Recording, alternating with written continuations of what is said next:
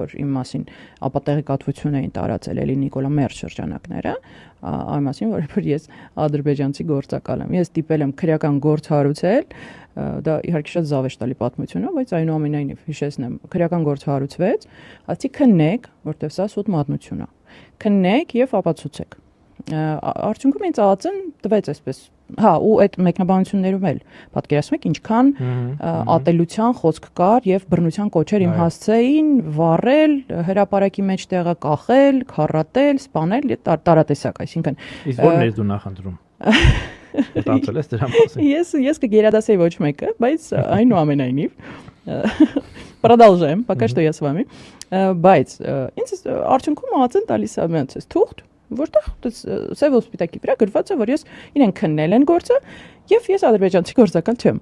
Ասեմ օքեյ։ Հայաստանում միակ մարդն ես, որ ունի թուղթ, որ ինքը գործակալ։ Երկու հոգի ես ու Բագրատ Սրբազանը, երկուսս ունենք, այո, որ մենք գործակալ